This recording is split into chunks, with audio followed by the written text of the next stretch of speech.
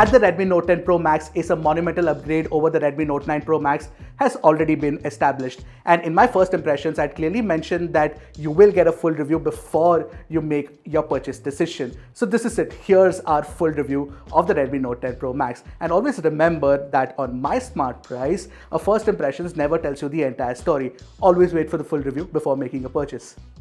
With that out of the way, my name is Elshad, you're watching MySmartPrice, and today I'm going to lay bare all the good, the bad and the ugly of the Redmi Note 10 Pro Max. No YouTuber drama here, just plain old, straightforward hardware reviews. But before we move on, don't forget to hit that red subscribe button and the bell icon right next to it to get notified whenever MySmartPrice puts out an awesome new tech video. In my first impressions video, I had clearly outlined everything about the design of the Redmi Note 10 Pro Max. If you guys haven't watched that already, a card should pop up right now. Anyway, here's a quick lowdown of what I think. The new evolved design language with a Corning Gorilla Glass 5 on the front looks and feels premium through and through. I like the black color, but the vintage bronze looks absolutely classy too. A lot of folks seem to be digging the new gradient. The bronze variant also has the advantage of a matte finish. And for the ports and buttons, you have everything you need and more from a modern smartphone. From the dying 3.5mm headphone jack to the infrared blaster to the proper triple card tray, Xiaomi has really left no stone unturned. But yes, it would have been nice if the phone had a USB 3.0 Type-C port instead of USB 2.0. Anywho, the Redmi Note 10 Pro Max is also one of the slimmest Xiaomi phones I've used in a long time, and it is ergonomically well designed. Using it with one hand is a cinch, and the weight has been distributed evenly across the length and the breadth of the design. Now, if there is something that I don't like about the design, it has to be the fact that the black variant has a glossy finish. Plus, the step pattern camera module wobbles a lot on a flat surface, even with the bundled case on. Talking about the case, I was slightly irritated by the fact that the Type-C part of the charging cable would not fit properly sometimes. As a result, I wouldn't get the promised 33-watt fast charging speeds when it didn't fit properly. Although this is like a tiny friggin' nitpick, don't take this cranky old tech reviewers seriously. If you can survive the pandemic, you can definitely survive this nonsensical complaint as well. I firmly believe that the Redmi Note 10 Pro Max is the best designed smartphone under Rs 20,000 right now. The biggest upgrade on the Redmi Note 10 Pro Max has to be the display, so I decided to do some detailed testing on it. It has a 6.67-inch Super AMOLED Samsung panel with 120Hz refresh rate, and it also supports HDR10, HDR10 Plus and HLG formats with the claimed 1200 nits of brightness while playing HDR videos. The only phone in this price range with these specs, mind you. Here's what I noticed in my testing. Firstly, the Redmi Note 10 Pro Max can play back videos at 2160p in HDR on YouTube. It can also play Netflix HDR videos, but not Dolby Vision. Amazon Prime Video doesn't offer HDR10 Plus even on supported titles such as Jack Ryan, unfortunately. It offers full 1080p resolution though. So I actually used a lux meter to test the brightness of the display. To explain how this works, now when you place the lux meter on the display, it gives you a reading which is the lux reading, which is approximately equal to the brightness in nits of the phone. Now how does that work? Lux is actually the measurement of how much light an object receives, in this case the meter, whereas nits is the measurement of how much light a surface emits. In this case, the Redmi Note 10 Pro Max. So I've added a link to a clear explainer in the description if you want to read how this works in detail. So to test the brightness levels, I fired up the intense interstellar docking scene in HDR on YouTube, and in the brighter portion of the image, the Samsung Galaxy S21 Ultra touched approximately 1200 nits, whereas the Redmi Note 10 Pro Max hovered around the 800 nits mark. I tried a few HDR videos on Netflix and YouTube, but none of them could touch the 1200 nits brightness number. Also, when I used the lux meter with the brightness slider on the Redmi Note 10 Pro Max cranked up to the maximum number, it showed me a reading hovering around the 700 nits mark. Anyway, evaluating the HDR performance of the display, it is fairly good for a phone that costs this low. The bright portions tend to get overexposed a lot though, but the colors are pretty true to source. Although we really need to keep reminding ourselves that this is a Rs 19,000 phone that we're talking about. To be able to achieve this is a crazy feat in and of itself. Not just the design, even the display is A grade on the Redmi Note 10 Pro Max. Now, if you've come this far and if you like our video, don't forget to hit that like button and maybe even comment below so that the YouTube algorithm can recommend it to more people looking for Redmi Note 10 Pro Max reviews. Now, talking about the 120Hz refresh rate of the panel, it is buttery smooth. It is adaptive in the sense that it switches between 60Hz and 120Hz on the fly, not like the Mate 10T series which has a variable refresh rate that it cycles throughout. Anyway, there are some areas where the phone tends to stutter at times. This has more to do with the heavy MIUI animations than Snapdragon 732G. If you do buy the phone, I have a solution to make it feel more responsive. Just switch the animation scale to 0.5x from developer settings. Thank me later. And you get a 240Hz touch sampling rate for a very good touch response as well. Plus, the Z-axis haptic feedback is the best on a phone under Rs 20,000. Now, I'm not going to spend too much time on the camera performance because I have a proper camera comparison against the Realme X7 and the Mi 10i, a link to which should pop up right now. Having said that, let me quickly gloss over a few points. Now, firstly, the 108 megapixel camera captures crisp, detailed shots in daylight with pleasing colors, but it tends to underexpose the shadows, creating a very contrasty look. Sometimes it works against its favor. The Realme X7, if you ask me, offers slightly better dynamic range performance. Low light performance is great too, but the Mi 10i is slightly better considering it has a faster f/1.8 aperture. Selfies are better than the Mi 10i, which is in and of itself a huge sigh of relief. Portraits just look fantastic. The 2x telephoto macro camera is the best macro implementation on any mid-range phone. The ultra-wide-angle camera, on the other hand, is pretty average, definitely not my favorite.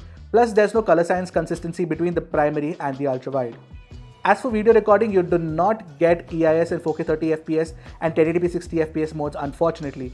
The 1080p 30fps recording from the front and the rear do offer EIS though. Video recording is pretty decent too, with good consistent colors and good dynamic range. You also get a special dual video mode which lets you shoot from the front and the rear cameras at the same time. Now, what I particularly liked about the camera performance is the fantastic autofocus performance. It is actually better than the Mi 10i.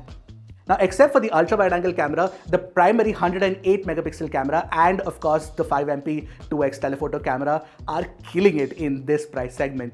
Having said that, I would genuinely urge once again that you go ahead and check our camera comparison of the Redmi Note 10 Pro Max. Now, before I talk about my MIUI 12 experience on the Redmi Note 10 Pro Max, I'm really glad that it comes with Android 11 as the base layer, and of course there's also a promised upgrade to MIUI 12.5 as well. Now, I must say that I feel Realme UI is definitely more nimble compared to MIUI 12, but credit where credit is due, MIUI has been improving over the years. Let me break down what I think. MIUI 12 is feature-rich with floating windows, always-on display, edge lighting, gesture controls, quick ball, and a whole lot more. We can keep digging. Plus, there are tons of animations too. For example, the cute little animation that triggers itself when you remove an app icon from the home screen looks good. Now, this could be fun for some and overbearing for others. Thankfully, Xiaomi has removed duplicate apps aplenty, and now you get very few system apps, which actually includes the Google Dialer and Google Messages instead of Mi's solutions. What this means is that you have to make do with Google Dialer's call recording function, which notifies the person on the other end about the recording. This call is now being recorded. And except for Mi Pay, the Mi Credit, Mi Home and Mi Remote apps can also be uninstalled, thankfully. What can also be uninstalled are the preloaded third-party apps such as Facebook or LinkedIn. Most importantly, I didn't get any dirty-looking unwanted notification from any app. But yes, Get Apps continues to be annoying with its pesky notifications. Don't forget to switch it off. Also remember to say no to glance lock screen or personalized ads when you're setting up the phone. Honestly, this is one of the more premium, clean software experiences that I've experienced recently on a Redmi Note series phone. So, I'm glad that Xiaomi is moving in the right direction.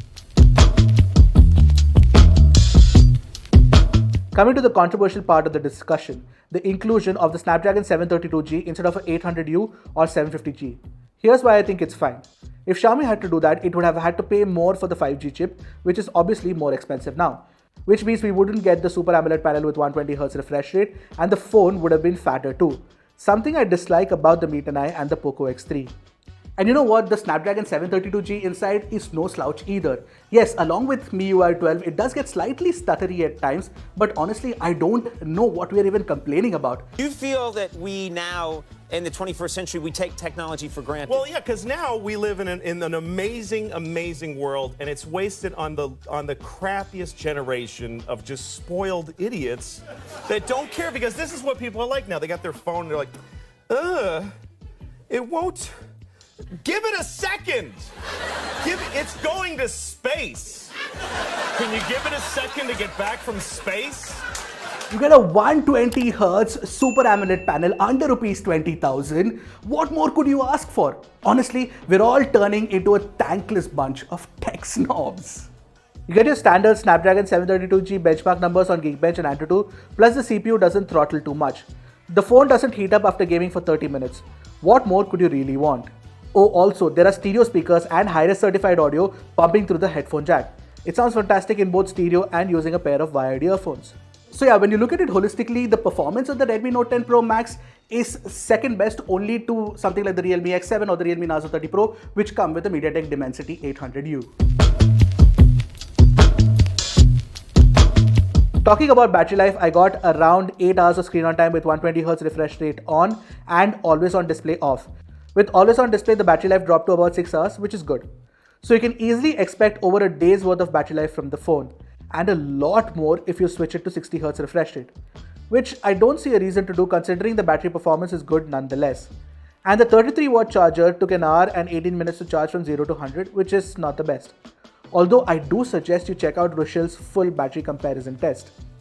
As for the 4G performance, it was fantastic, including the excellent sound from the earpiece. You also get support for 4G carrier aggregation as well. Now, I've spoken ad nauseum about the awesomeness of the Redmi Note 10 Pro Max. If you've decided to buy the phone, just go ahead and do it.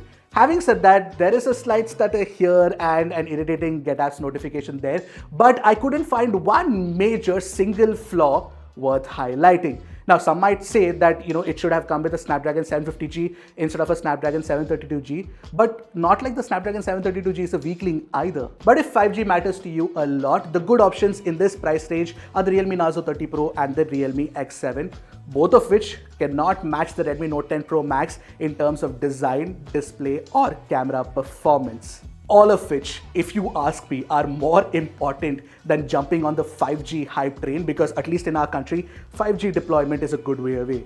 Now, should you spend some more money and buy the Mi 10i instead? Nope, I don't think so. But should you buy something like the Redmi Note 10 Pro, which offers better value? Now, that is something that I cannot answer right now because we haven't tested the cameras against the Redmi Note 10 Pro Max yet. As for the Realme 8 series, Realme really has its work cut out, but we'll get to see by the end of March for sure. Honestly, at this very moment, at the juncture that we're standing at, the Redmi Note 10 Pro Max is the best phone right now under rupees 20,000, 5G or not. So I hope you guys liked our full review of the Redmi Note 10 Pro Max. Do let me know in the comment section below what you thought about it. Until next time, this is Esha from MySmartPrice signing off. Goodbye and Godspeed, my friends.